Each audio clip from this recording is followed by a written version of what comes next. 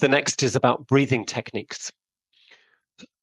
This is an important one for me for a number of different reasons. Did you ever smoke, Mike? Thankfully, no. No. Caffeine is the main vice at the moment. Okay.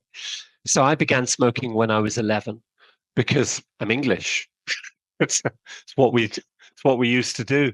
Started smoking with a guy called Glenn, and he taught me how to smoke and then be sick to cover the taste, the smell of it. So he says, smoke a cigarette, then you're sick, and then nobody can smell that you smoked a cigarette. I was going, what? And so he did it. So he smoked a cigarette. I smoked a cigarette as well. Then he stuck his fingers down his throat, threw up all over the place. And it was so disgusting that I threw up as well.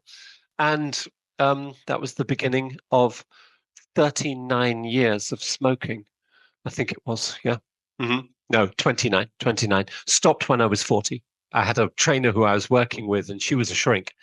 And she was working with me to get through being 40, midlife crisis, stuff like that. And so she was observing me before I was 40 and then afterwards.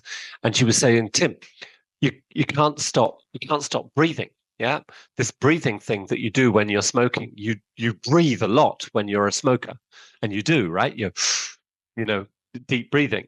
And I said, well, I can't stop smoking and then carry on breathing. She says, well, you're going to have to, otherwise it's going to drive you nuts. I started looking at a couple of books and literature around it.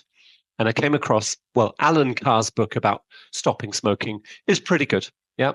And within that, he says, don't stop breathing. And there are a couple of breathing techniques within there. Any meditation text or autogenic training text will give you different mechanisms of breathing. I think the most common one is in through the nose, out through the mouth. Breathe out longer than you breathe in. But the one that I clicked onto around about that time, and I think I was around 41 or so, was a technique. It was called a hyperventilation technique. And there's a crazy guy called Wim Hof, who's also known as the Iceman. And he does this breathing technique, which is basically like this. I'll demonstrate it now. You go, and you do that 40 times. And then you do this, and you let out all of your breath. And then you stay there with all of your breath exhaled until you start dying because you haven't got any breath left in your body. And you go, and then you breathe in again. And you do that whole sequence 3 times. And that's the breathing technique. If you really want to go full whack, then you go and jump in a cold bath afterwards. Both of the cold therapy and the breathing techniques are designed to, I think it's increase the level of adrenaline in the body. You create adrenaline, and the adrenaline creates all sorts of other bodily drugs, which are good for you. So this is one particular breathing technique, which I'm very proud of myself because I began it when I was around 40 and I still do it. Yeah, I'm doing it 3, 4, 5 times a week on a regular basis. I do the heavy breathing basically whenever I have the opportunity and it doesn't look too weird. So I will do it in aeroplanes and cars when I can. And when I'm not driving, yeah. Not in any dangerous situations. Does it reduce stress? Does it make me more resilient? I don't know. Yeah, I mean, that's the honest answer. I don't know whether it does, but the books say that it does. And you've got to practice something, right? So that's it for me. So have I motivated you to go and do that, Mike?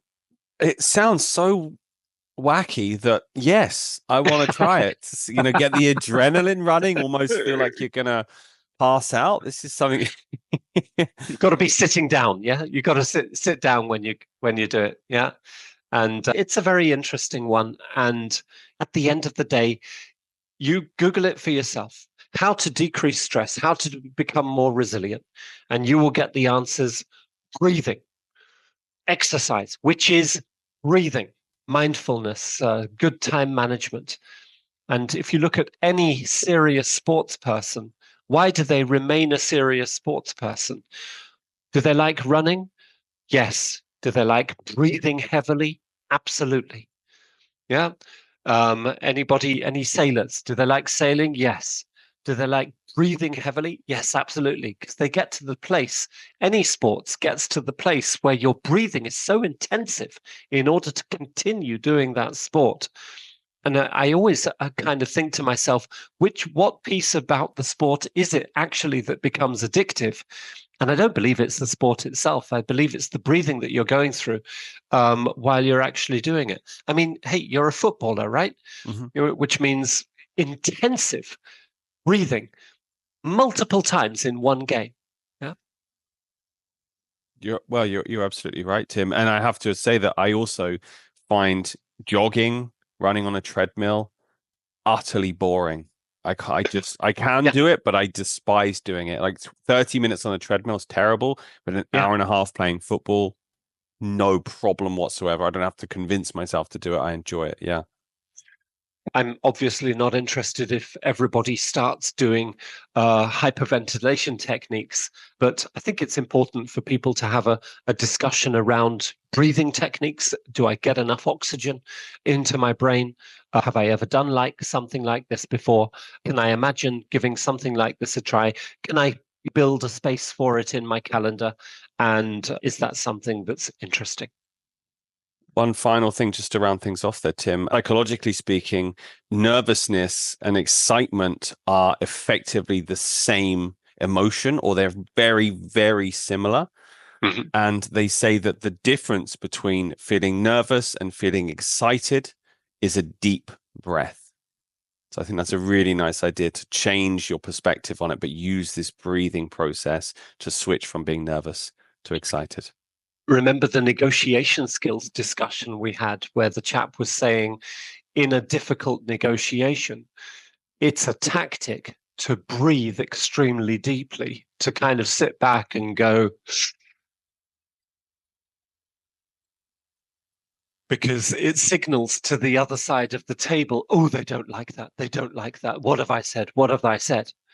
And for you, it's a mechanism of resetting very, very quickly and bringing oxygen to the brain so that you can decide which words you're going to say next in a clearer frame of mind. Mm-hmm.